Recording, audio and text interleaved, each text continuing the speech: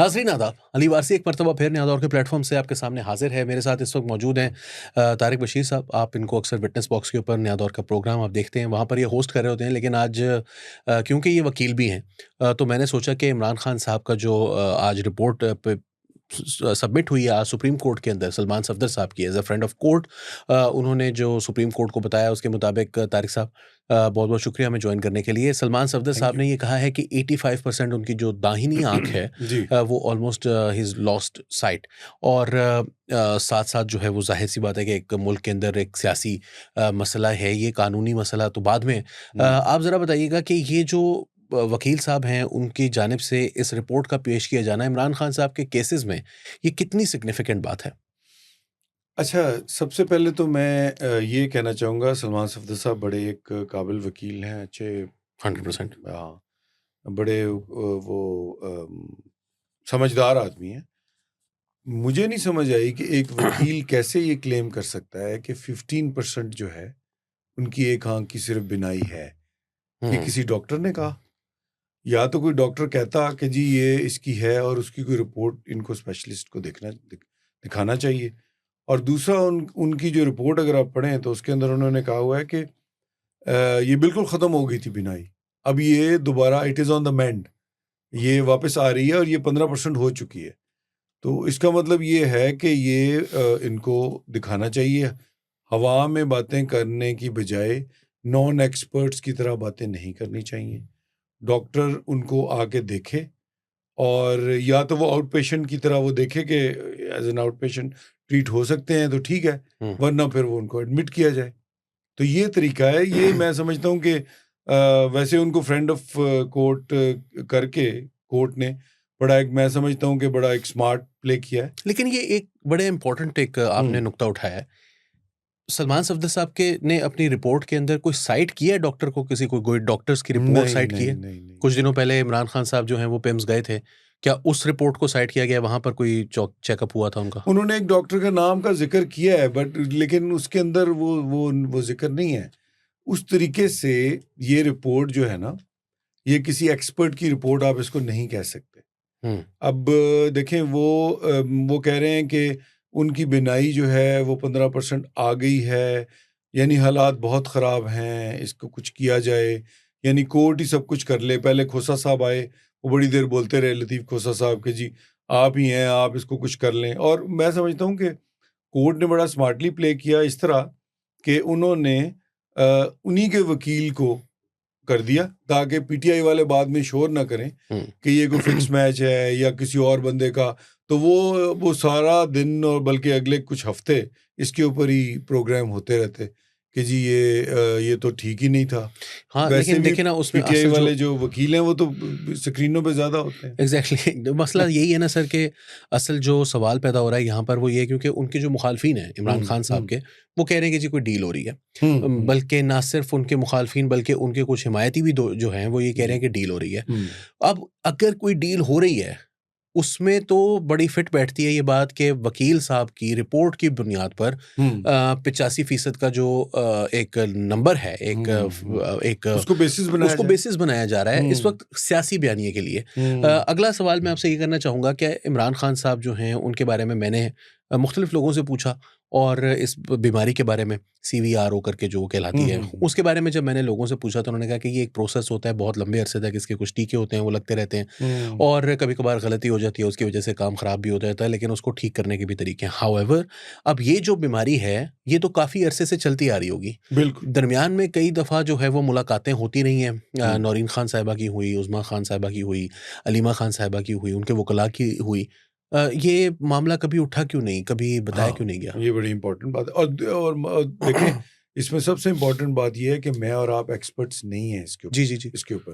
तो मेरे ख़्याल में तो इसको छोड़ देना चाहिए एक्सपर्ट के ऊपर ही हुँ, कि वो अपनी कोई रिपोर्ट दे। मैं बात कर रहा था थोड़ी-सी मैं बात उस पे कर लूँ। एक तो वो बल्कि अटॉर्नी जनरल साहब जो हैं बड़े काबिल आदमी हैं। जी। उन्होंने यकीन दहानी कराई भी है कोर्ट को कि जी हम इनका करवाएँगे और आप हमें हमारे पे ट्रस्ट करें। और कोर्ट ने जो किया है कि उनको उनका अपना बंदा ही कर दिया, जो कि मैं पहले का बात कर रहा था।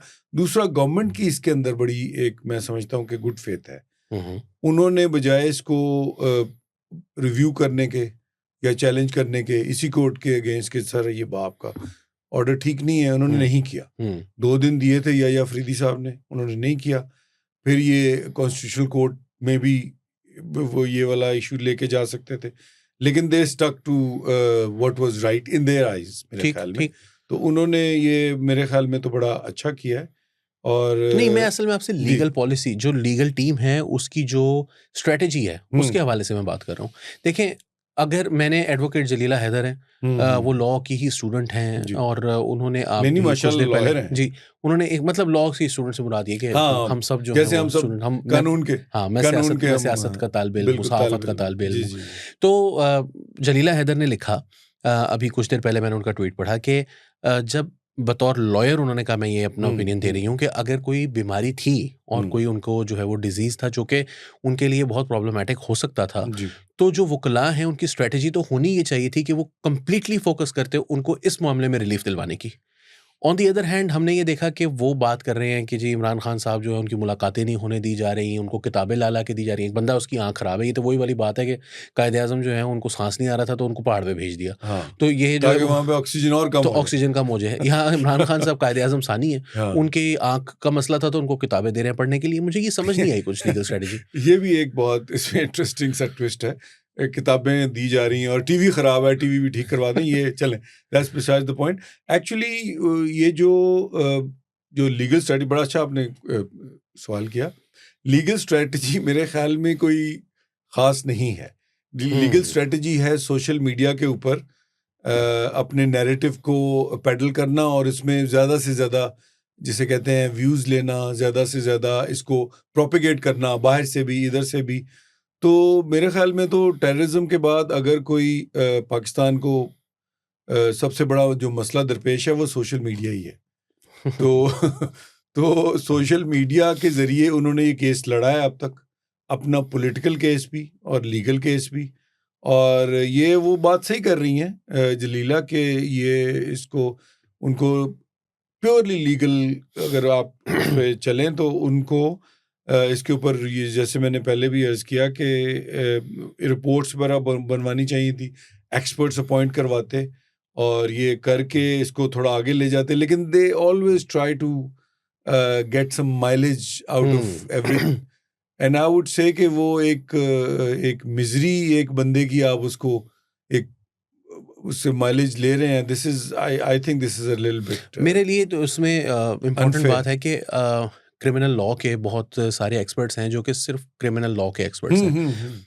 सलमान अकरम राजा साहब बहुत बेहतरीन वकील हैं, लेकिन अब वो पार्टी के सेक्रेटरी जनरल भी हैं। जी हाँ। और बाकी जो लॉयर्स हैं, ये नईम हैदर पंजोथा वगैरह, इनकी तो खैर क्या पेडिग्री है इनकी एज लॉयर्स, बट सियासी किस्म के वकील हैं। मगर आप लतीफ़ खोसा साहब को भी देखें तो वो उनकी जो स्ट्रेंथ है बुनियादी तौर पर वो ये है कि वो सियासी वकला रहे हैं, सियासी जमातों के केसेस लड़ते यहाँ रहे पे हैं। मैं आपको एक बात कहूँ, खोसा साहब और इस तरह के और सीनियर वकला जो हैं, जो जी। पीटीआई में हैं, लतीफ़ खोसा साहब जो हैं, ये और बाकी वकला, इन्होंने अभी तक ज़हनी तौर पे 26वीं और 27वीं तरमीम को एक्सेप्ट नहीं किया हुआ। इनकी नज़र में अभी सुप्रीम कोर्ट वही है जो पहले हुआ करती थी प्री 26th अमेंडमेंट, और उसके बाद जो हो गया ना, अब ये जो ये अच्छा ये मंसूर अली शाह साहब को भी मेरे ख्याल में अभी चीफ जस्टिस पाकिस्तान का तस्वर करते हैं। तो वो उस हवाले से खोसा साहब कर रहे थे कि वो they actually do a lot of क्या कहते हैं, एरी फेरी स्टफ बहुत ज़्यादा बोलते हैं ताकि ना तो जो उधर दिलाई जाए कि इन्होंने 26वीं और 27वीं तरमीम में बहुत ज़्यादा ज़्यादती की है और उसके हम विक्टिम हैं। तो ये बस I think that's the bottom line which may not be very legally सेवी, लेकिन कुछ ना कुछ उनको उसका फ़ायदा तो मिलता है। लोगों को, जब लोग सर आम क्या बंदा फ़ायदा? जो है मुझे तो मैं आखिरी सवाल है, मैं आपको ऑनेस्टली बताऊँ कि मुझे तो ऐसा लगता है कि जैसे ये कोई स्ट्रैटेजी थी खान साहब को जेल के अंदर रखने की। एक बंदा उसकी तबीयत ख़राब है, बीमार है, वो उसके मसले पे बात नहीं कर रहे, बल्कि आप 26वीं और 27वीं तरमीम पर लगे हुए हैं। वो बाहर आ हुँ। जाए, फिर उस तो बात कर लेना है कम भी। फाइनल में आप आपका अली साहब, सॉरी मैं इसमें जी, एक फ़िक्रा कह दूँ, आप कह रहे हैं कि वो बाहर आ जाए, इसमें बहुत सारे लोग हैं, आपको मुझसे ज़्यादा पता है, जिनकी इसके ऊपर करियर हैं, चल रहे हैं, ट्रू, ऐसा ही है। कि वो अंदर बैठे हैं और उसके ऊपर वो जो भी उनका वो ज़हन सोचता है, उसको वो आके एक व्लॉग कर देते हैं। तो आई शडर टू थिंक कि वो क्या सूरत-ए-हाल होगी, जब वो बाहर आएँगे, तो इन सब का तो बिज़नेस ख़त्म हो जाएगा। आई थिंक आप कुछ कह रहे थे आई इसमें? थिंक कि वो उनकी जो हमशीरा हैं अलीमा खान साहिबा, आज भी मैंने देखा वो रो रही थी और हुँ। दिल भी दुखता है। नहीं, ज़ाहिर है कि वो नहीं, बहन है वो उनकी, होता है, बिल्कुल मगर होता है। उनकी जो ये मुसलसल एक जो लड़ाई की पॉलिसी थी, मुसलसल जो एक हुँ, कॉन्फ्रंटेशन की पॉलिसी थी, उसने काफ़ी नुकसान पहुँचाया। आखिरी सवाल सर मेरा ये होगा, हुँ, दिस स स्टिंक्स, हो गया एक this stinks of a rat in here. इसमें कुछ है। अच्छा, आप सही सवाल पे आ गए हैं अब। मुझे ये बताएँ कि ये 85% वाली जो बात है उन्होंने आके कर दी है, ये हुँ, एक अचानक ही जो है वो सुप्रीम कोर्ट को दिल ऐसा पसीजा कि उन्होंने एक हाँ, फ्रेंड ऑफ कोर्ट भी जो है वो मुकर्रर कर दिया और ये बड़ा उनकी मुलाकातें भी शुरू करवा दी। इंटरेस्टिंग ट्विस्ट है। ये ज़रा हमारी अदालतों के बारे में कुछ बताएँ? Excuse me. मेरे ख़्याल में, कुछ लोगों का ख़्याल है, मेरा भी थोड़ा-सा ख़्याल है, कि पहला स्टेप शायद ले लिया गया है। हुँ, एक वही खान साहब डील के प्लेटलेट्स गिर गए हैं। हाँ,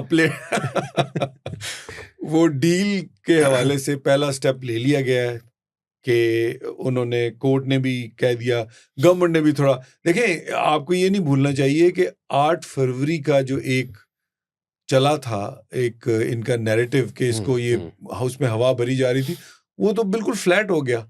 तो अब वो भी बिल्कुल फ्लैट है, वो तो गवर्नमेंट ने भी बो अच्छा काटा हो मौसम, गया वो तो उसका। बोकाटा हो गया।